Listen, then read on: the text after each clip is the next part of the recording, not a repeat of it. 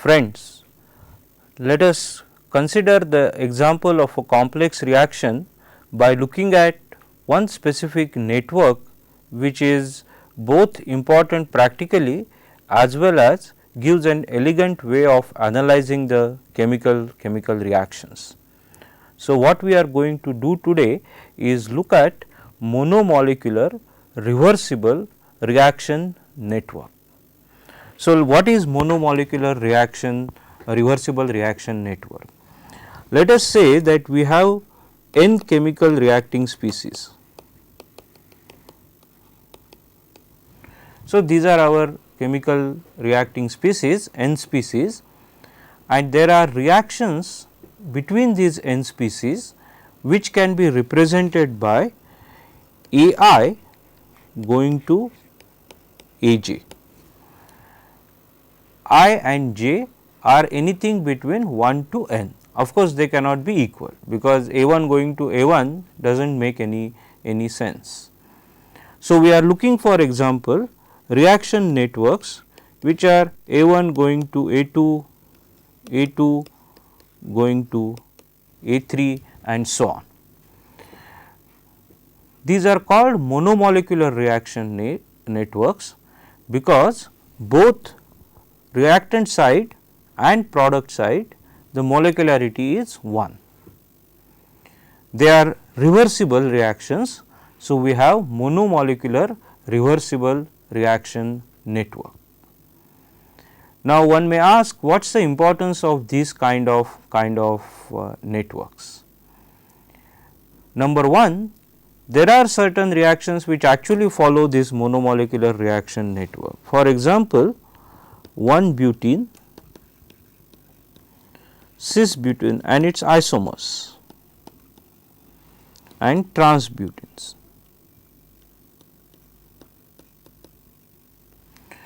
So, we have 3 species, n is 3 and there are reactions of this kind between these 3 species. So, and monomolecular reaction network which is actually a real reaction, but also it is important because many times we can take this monomolecular reaction network as a typical example of a simplified complex network. So, let us say that we have a reaction, real reactions are something like this: A 1 plus A 2 going to A 3, A 3 plus A 2 going to A 4 and so on. We will see in the next example that we can actually write this reaction network, represent this in an hypothetical reaction or a simplified reaction network like B 1 going to B 2, B 2 going to B 3 and so on. B 1, B 2, B 3 are not real species, they are hypothetical species, but they contain all the information that is there for the real network, that is in the species A. So, from that point of view analyzing these networks is important. So, let us take an simplest type of this reversible monomolecular reaction network and see what kind of results we get for this network, and then we will generalize those results. So, let us start with what is the simplest network possible. There has to be minimum 2 species, nothing can be simpler than that. So, for a reaction A 1 going to A 2, A 1 going to A 2, this is the simplest kind of monomolecular reversible reaction network that one can think of. So, we will write this reaction network and the kinetic rate constants for this forward and backward reaction using the following notation. Since we are getting 2 from 1 in the forward reaction, let us call this reaction rate constant as K21, and the backward reaction we are getting 1 from 2. So, let us call this backward reaction rate as K12. Let me also simultaneously generalize this, so that we need not come back to the notation once again. If we have a reaction AI going to AJ, let me write it down. If I have a reaction AI going to AJ, formation of J from species I, the reaction rate constant is Kji. Formation of species I from species J, reaction rate constant is Kij.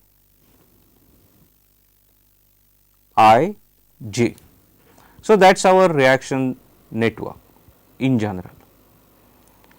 So, if I have this reaction network, so let us go back to this is a general case, we will come back to that little later on. So, if I have a reaction network, and let me rewrite this, so that we have enough space to write things. Let us say my reaction network is A1 going to A2, I am calling the forward reaction as K21, the reverse reaction rate as K12. So, now let us try to work around the kinetics of this process, but this time instead of using concentration, we will use mole fractions. It is one and the same thing, because concentrations, by taking the individual concentration and dividing it by the total concentration, we will get the mole fraction. So, we will write this kinetics in terms of mole fraction. So, let us write dy1 dt, again a closed system, dy1 dt, that is y1 is the mole fraction of species A1, will be minus K21 y1, the forward reaction, plus its generation K12 y2. Similarly, we can write dy2 dt as K21 y1, its generation from species 1, minus K12 y2. So, we have these two reactions, two mass balances 1 and 2, and let us play around with this mass balance little bit. So, we will say that we will add 1 and 2. If we add 1 and 2, what do we get? We get d dt of y1 plus y2 equal to 0, because we know the mole fractions cannot change, and indeed if we add these two equations, we will get 0.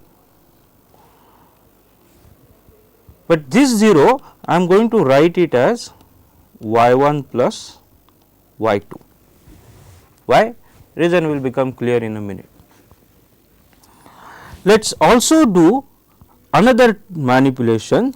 Let us multiply the first equation by K21 and subtract it by multiplying second equation by K12.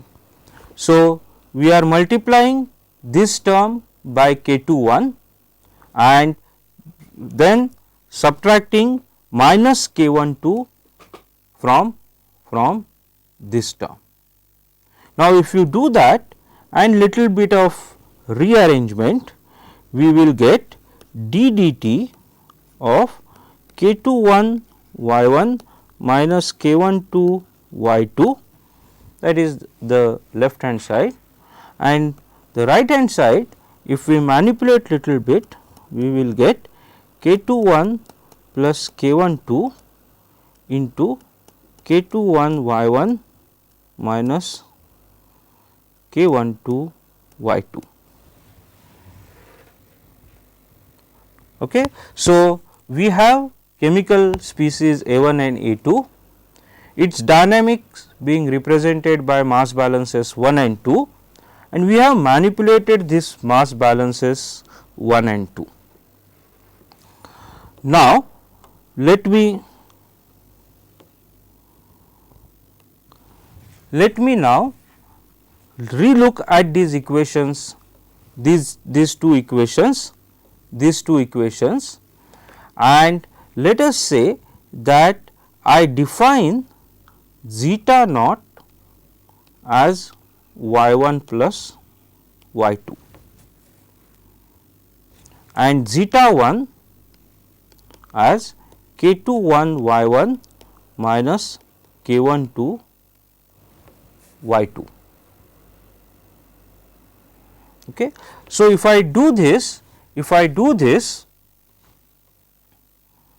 and I also now call, if I do this, okay, if we go back to our equations of these two equations and defining zeta naught and zeta 1 in this manner, we see that the dynamics is represented by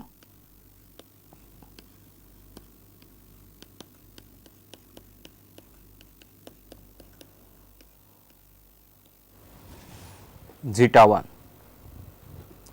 So, we have two equations zeta naught and zeta 1 dynamics, which is represented in this manner.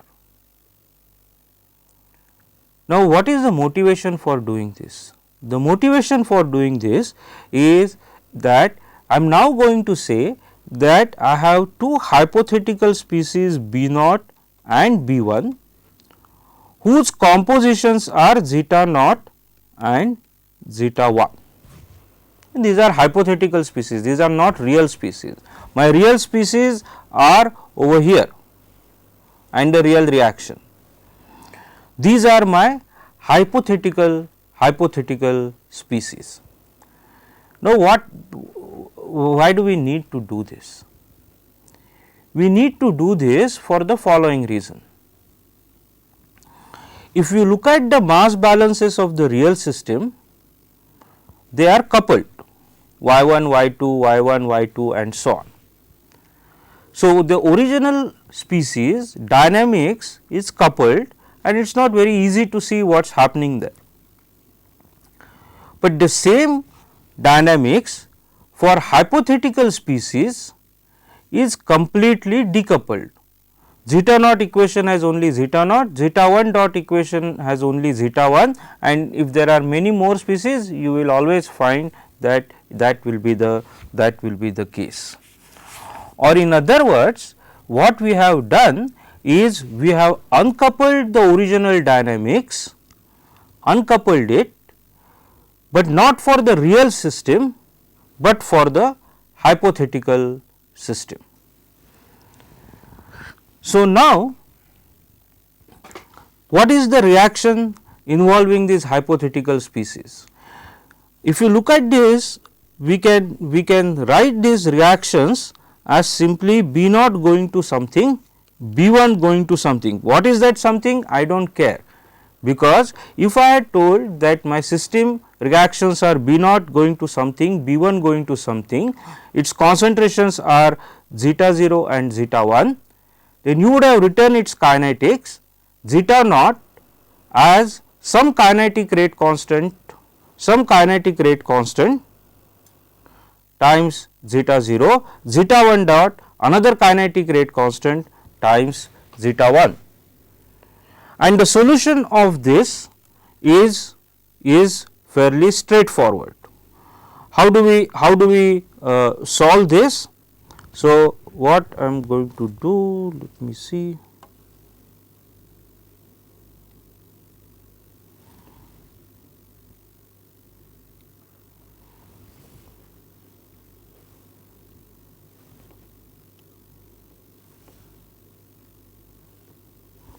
Okay, let me go back.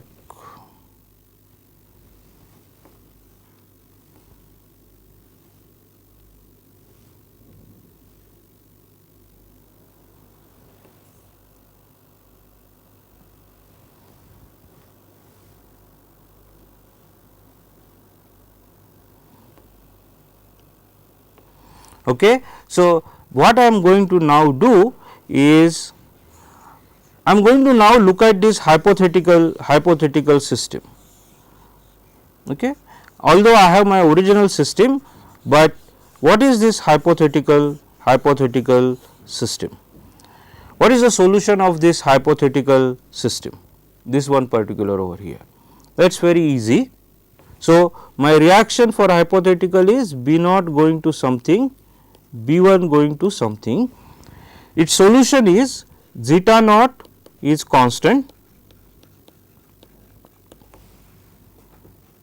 and if you look at the definition of zeta naught, that constant mole fractions must add up to 1, and zeta 1 is zeta 1 0 e raised to minus k 2 1 plus k 1 2 into t, because this is simply zeta 1 dot equal to some rate constant minus some rate constant times zeta 1. Now, if we know zeta naught and zeta 1, we can always regenerate our original system by inverting these relationships. That is, if I know zeta naught as a function of time, zeta 1 as a function of time, I can always find y 1 as a function of time, y 2 as a function of time. So, even though my original system is coupled, by decoupling the system in terms of hypothetical species, I am able to get the complete solution of y 1 and y 2. These are simply linear relationship, y 1 plus y 2 is zeta naught, we know what is zeta naught 1, this k 2 1 y 1 minus k 1 2 y 2 is zeta 1, we know what is it as a function of time.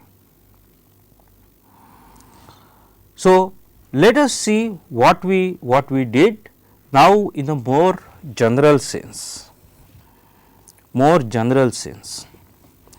So, let us go back to our original system, and we could have written the dynamics in a compact form y 1 y 2 as minus k 2 1 k 1 2 k 2 1 minus k 1 2 into y 1 y 2. The same mass balances written in a more compact form. This can be alternately written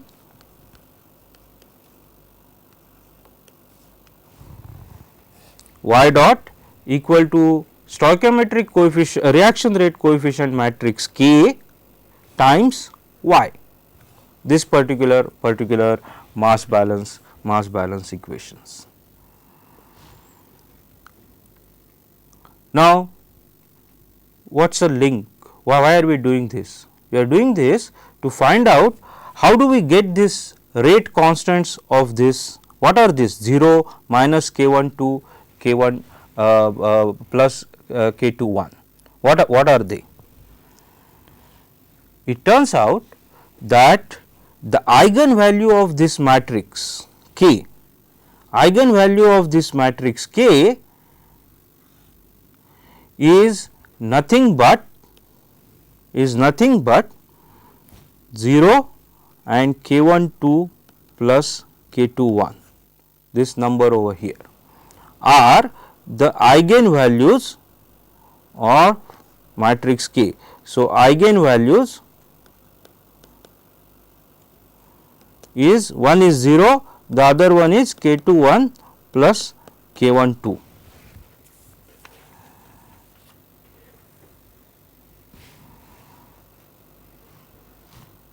Okay. So, now let us see what happens. So, these are my eigenvalues for y dot equal to and these eigenvalues over here are nothing but the rate constants of this hypothetical species.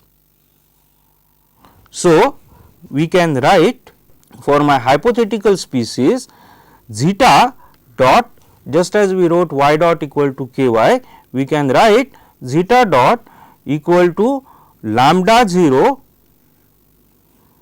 times zeta. Where is what is lambda 0? Lambda 0 is a matrix consisting of eigenvalues, negative of eigenvalues of, that is 0 minus K12 plus K21 for this particular example 0 0. So, diagonal elements are the eigen values. This is as far as the eigen values are concerned. What are the eigenvectors? We can find the eigenvectors of K, eigenvectors of K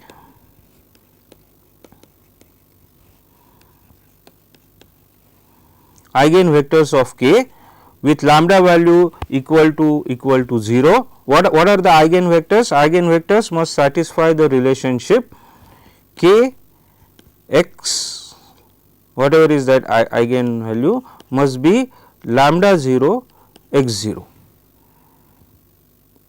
Now, for lambda 0 equal to 0, this tells K x 0 equal to 0, and when does K x 0 become 0? When does K into y become 0? K into y equal to 0 means system has reached equilibrium. So, first eigenvalue x 0 eigenvector is nothing but the equilibrium value obtained from the dynamics y dot equal to k y equal to 0.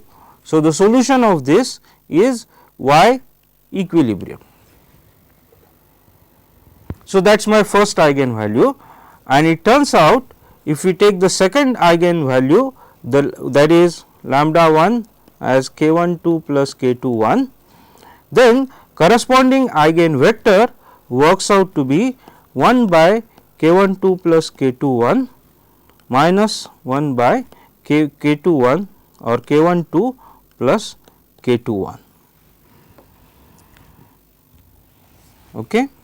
So, this is x 0, this is x 1, and my y, I talked about getting that y from zeta, it turns out is nothing but x 0 zeta naught plus x 1 zeta 1 for this particular case. So, what has happened? If we look at my dynamics, this is my original dynamics. The eigenvalues of this stoichiometric matrix is 0 and k 2 1 and k 1 2, and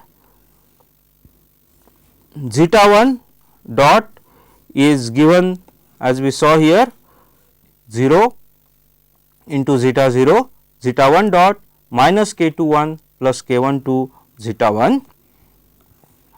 So, knowing zeta naught value as a function of time and zeta naught, we know what is zeta naught.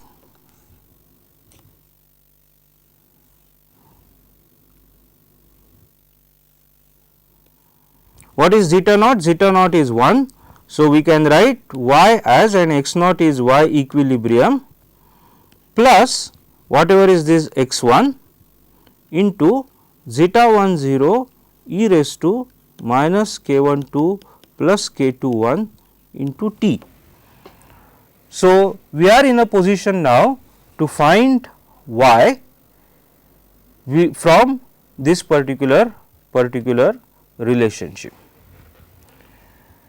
So, the original dynamics which was coupled, by decoupling it and writing it as a hypothetical species, we are now able to find the solution of the complete reaction network in a much simplified form. Okay. So, let us generalize this result now. Let us generalize this result for a general system given by y dot equal to k y. So, I have n species now. So, y vector is nothing but y 1, y 2, y n,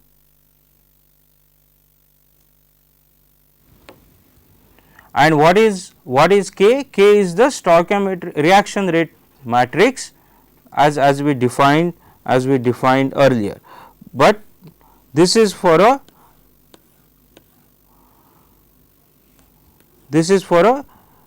2 into 1 system. we are now looking at more general results. Okay. So, what are those generalized results? We say that eigenvalues of this k are lambda 0, lambda 1, lambda 2, lambda n minus 1. One of that eigenvalue is 0, we know that, and eigenvectors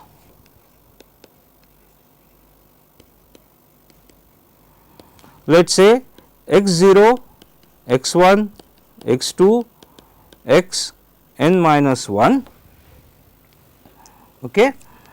So, we have hypothetical species b naught, b 1, b n minus 1 whose concentrations are zeta 0, zeta 1, zeta 2, zeta n minus 1. Now, if we know this, we can write y as x into zeta, that is the generalized form of this particular relationship. X is the vector x naught, x 1, x 2. So, if I write my x vector whose x naught vector, x 1 vector, x 2 vector and so on, then my y is given by this particular relationship. So, this is my x, this is my x.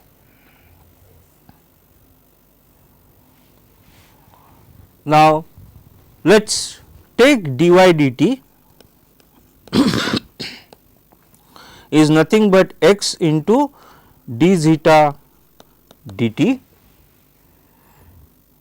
okay, and this is nothing but ky from our original dynamics. So, now let us write zeta. What is d zeta dt? D zeta dt is, so let me what is d zeta dt? D zeta dt is nothing but this x is nothing but my diagonal matrix or let's do it other way around. So, from this relationship I can also pre-multiply both sides by x inverse and I will get d zeta dt is x inverse k, and for y I am going to write x into zeta. So, the dynamics is now given by where lambda is x inverse k x. What is lambda? Remember what is our definition of eigenvector? Eigenvector is k into x naught is lambda naught into x naught, k into x 1 is lambda 1 into x 1 and so on. So, now by taking this relationship I can now get what is, so therefore, lambda is nothing but lambda 0 0 0 0 0 lambda 1 0 0 0 and so on. Only diagonal elements are non-zero, everything else is 0. So, 0 here and up to lambda n minus 1. So, that is my lambda vector. So, we now get from this. So, we know the solution of this now. Solution of this is straightforward. Zeta naught is e raised to minus lambda naught zeta naught, zeta 1 dot is minus lambda 1 zeta 1 and so on. So, once we know zeta as zeta of t, we can go back and calculate y, which we did here as x into zeta. So, this gives me now y as a function of t in a completely decoupled manner. Elegant use of mathematics and chemical reactions. This analysis is known as Y and Prater analysis, done in late 60s or early 70s during that period. Okay. So, this in fact can be also used to calculate the kinetic rate constants of such system. What we need to find to get the kinetic rate constant is if you want to find k, so k is nothing but x lambda x inverse. So, from this relationship I can also write x lambda x inverse equal to k. So, to find kinetic rate constant k, I need to know x, I need to know lambda, and I need to know x inverse. If I know that, I can find the kinetic rate constant. Let us look at this kind of reaction networks and its use for another class of examples. This is an example where we do not know what our reactants and what our products are, but how do we do then the lumping analysis and using this monomolecular reaction network idea. Let me give you an idea. As you are aware, if you do cracking of naphtha, you get wide variety of product, gases, liquid fuels, lubricating oils and so on. Okay. So, we get all this kind of products. Now, the problem here is chemically we do not know what is naphtha, what is its exact composition, we do not know that. We can't define naphtha as C20, H25, O blah blah blah, we can't do that. Neither can we define what these products are. Liquid fuels, petrol for example, what is petrol? We know what petrol does, but we do not know what chemically petrol is. In fact, it is a mixture, it is not a single species. So, we do not know what these reactants are, we do not know what these products are. So, let alone the reactions between them. So, we can't even know about what reactions are there, because we do not know what reactants are and what products are. So, how do we go about kinetic modeling of such reactions? Why do we need kinetic modeling? We need because we want to design reactors, and you can't always do experimentation at 1000 or million ton per annum plant and hope that you get good results. What if you do not? The entire investment will go to waste. So, we need modeling, we need kinetics to get some reasonable estimate. It may not be accurate, it is not likely to be accurate, because when we do not know what reactant and products are, how can we expect very accurate reaction network, but as accurate as possible. So, to do that, let us start with lumping all these chemicals that make naphtha as single species and say that my reaction is naphtha going to products. What those products are, I do not know.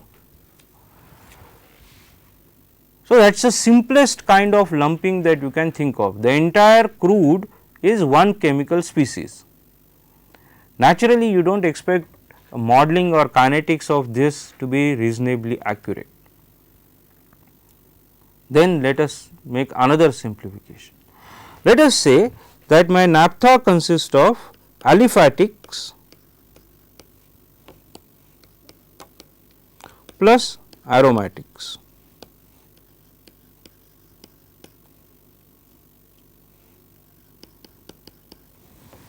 Okay. So, two species. So, this is one species, this is 2 species, and then I am going to say I am going to model my naphtha reaction as something like aliphatic going to aromatic, aromatic going to aliphatic, aliphatic going to products and so on. Okay. So, some network of reaction. So, this going to something.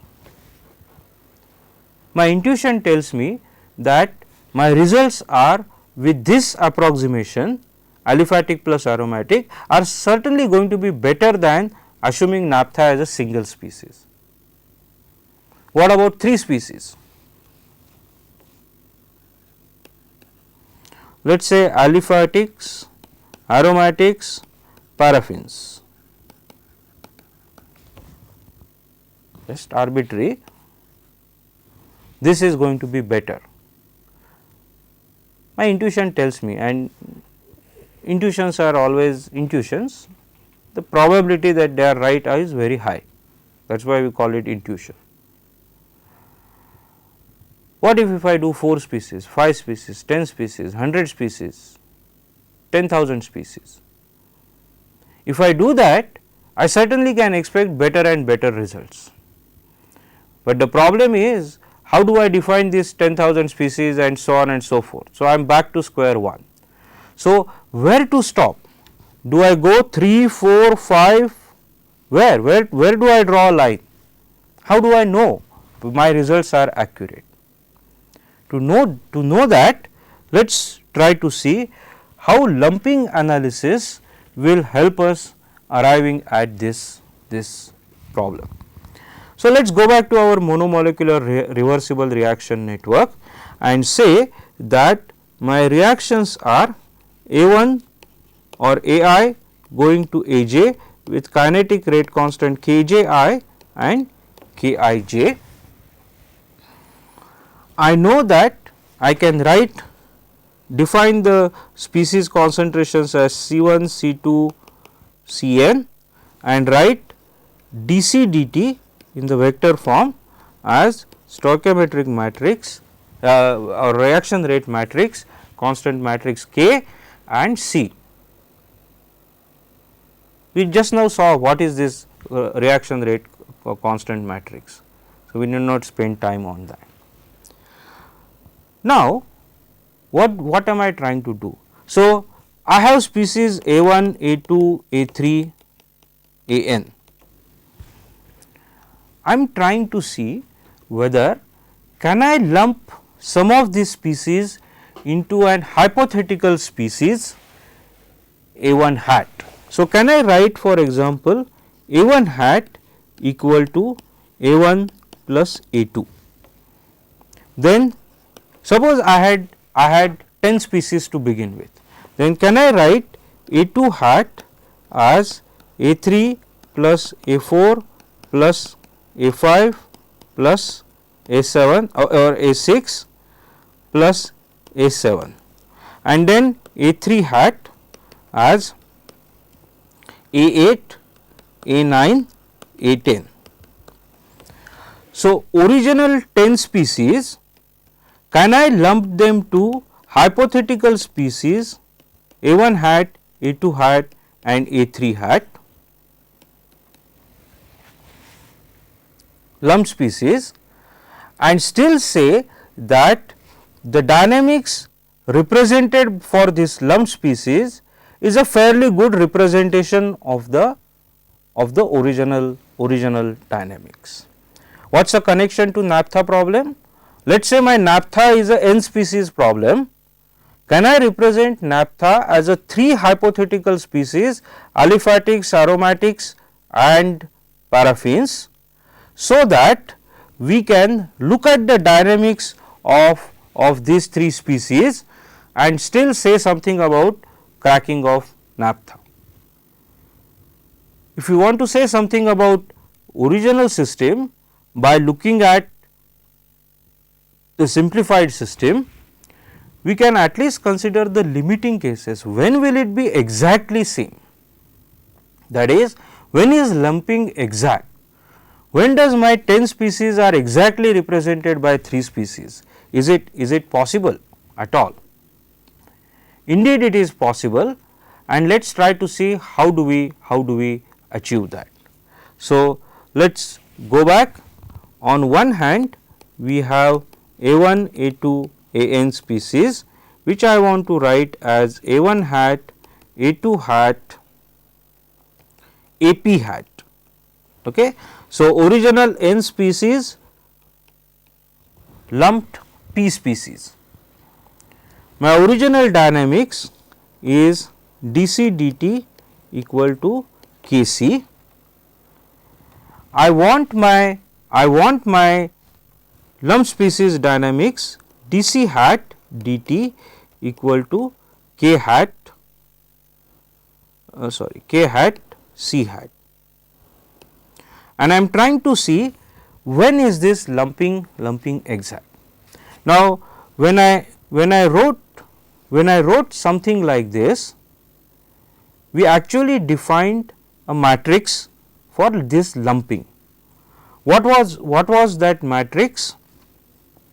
If I were to write like this, then I also know that I can write C1 hat as C1 plus C2, C2 hat as C3 plus C4 plus C5 plus C6 plus C7 plus C8, C3 hat as C9 C9 plus C10, okay, 5, 6, 7, 8, and so I want to write C hat equal to MC. M is the lumping matrix. If you look at this relationship, what do we have here? We have C1 hat, C2 hat, C3 hat, okay, for this equal to, what is this equal to? This is equal to 1 1 0 0 0 0, then 0 0 0 0 0 1 2 3 4 5, where did I 3 4 5 6 7 8. So, one more 0 0 0 0 0 9 10 0 0 0 0 1 1, and this multiplied by C1 C2 C3. So, this is my matrix M, this is my vector C, this is my vector C hat. So, can I define this lumping matrix M? When is that lumping exact? That is original system exactly represented in this particular form. So, let us look at that and try to simplify these two dynamics and connect these two pieces. Okay. So, let us write down dc dt, which is our Kc. dc hat dt is K hat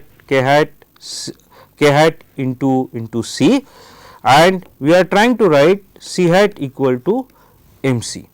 So, what is dc hat dt is M dc dt, which is M into matrix K C, which we want as K hat C hat, which we want as K hat M into C, or in other words M into K into C is K into M into C. So, what is our lumping condition then? Our lumping condition is MK must be same as Km. This, if this condition is satisfied, then I can represent my original N species system in terms of P species. Let us take an example and things will be more clear. So, let us say that we have A1, this reaction network, A2, A3 with corresponding reaction network reaction rate constants, and let us say that I want to define A1 hat as A1 plus A2 and A2 hat as A3. So, two species A1 A2 lumped into a single species and A3. So, my matrix M here is 1 1 0 0 0 1, and if we use this this lumping condition, we get the following. We get my reaction rate constant K2 hat 1, and what is our reaction now? A1 hat going to A2 hat, much simplified reaction compared to this triangular reaction network. We have just two species, one reaction. So, if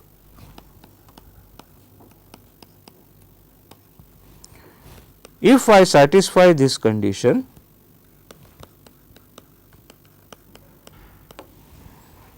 this is my lumping condition that I get, and if I satisfy this lumping condition, my results are exact. What is this lumping condition? That is what we are saying is this rate constant K3 1, the rate at which you get 3 from 1 is same as the rate at which you get 3 from 2. So, this particular reaction parts, that is the rates at which both A1 and A2 are going to A3 are same, then I can write this reaction network by combining A1 and A2 as an hypothetical species A1 hat and write this reaction as and this as another species and write this reaction as A1 hat going to A2 hat. Okay. Notice here that it does not matter how is A3, at what rate is A3 split into A1 or A2. There is no condition on that, it can be anything, but as long as A2 goes to A3 as well as A1 goes to A3 at the same rate, this system and this system are identical. Are they indeed? Let us just look at the results of some simulations and convince ourselves that they are indeed exactly identical. So, what we are looking at is the following. Okay. It is my same example, that is provided my what I am doing is I am writing A1 plus A2 as A1 hat and A3 as A2 hat, and let us say that my lumping is exact. So, what does it mean? It means the following. So, let us take a case that we had C1 0 or concentration of 1 is 1, second and third is 0, and we have that reaction network. What we are seeing here on the first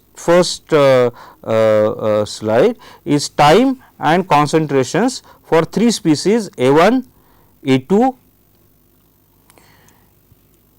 A1, A2 and A3. Now, I choose to represent A1 and A2 as single species A1 hat, and what we see here is A1 hat as a function of time and A2 hat as a function of time. A2 hat is nothing but A3 and A1 plus A2 is 1. So, if our lumping is exact, then what do we get? We get that A1 A2 put together, individual concentrations of A1 and A2 may be different, but their addition together is same. So, if you look at this 0.5, 0.5, 1, 1, 0, 1. So, as long as this condition is satisfied, we get So, here if we start with different initial condition, in original species we have different behavior compared to this. But look at the combined species A1 hat and A2 hat. These two are exactly identical. These two are exactly identical because we have satisfied the lumping condition.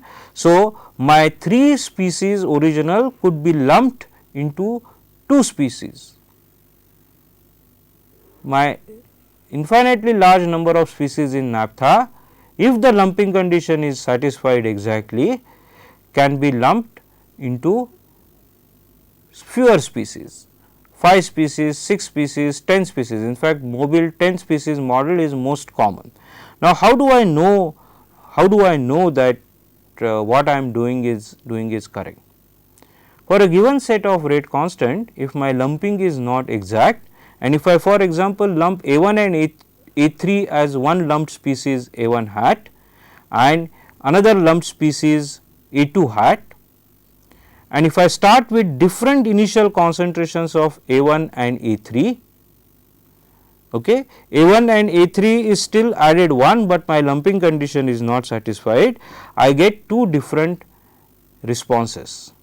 Unlike here, whatever may be the initial distribution, if my lumping condition is precise, I get the same results. If the lumping condition is not satisfied, then I get two different results. So, experimentally, how do I know whether my lumping condition is correct? Experimentally, this is how it is found out. So, let us say that I have my naphtha, I lumped it as 2 lumped species. If my lumping is not correct and I trace the concentration of this lumped species by different source of naphtha, will give you different distribution of your components. So, if I do that and if I get the dynamics which is different for this lumped species, then my lumping is not exact. Turns out that when you do this 10 lumped species, your lumping is more or less exact. You can't be as exact as in an hypothetical example, because naphtha is a real example, but as close as we can get to the real example. So, with this we will close our discussion for this session, and in the next class we will start looking at gas solid catalytic as well as non catalytic reactions, or in short heterogeneous reactions. So, what we have done in what we can say the first part of this course is we looked at different types of complex reactions and the kinetics resulting from them, some ways of analyzing these kinetics, assumptions or approaches, for example, quasi steady state approach, quasi equilibrium approach, and then several examples such as chain reactions, polymerization reactions, kinetics of catalytic reactions, and then today lumped or monomolecular reaction network. What we are going to do in the coming sessions now is bring in transport phenomena into the picture, because we are really dealing in a majority of the cases with heterogeneous reactions. So, we will bring in transport phenomena and put it together with the kinetics and see what kind of results we get. Thank you.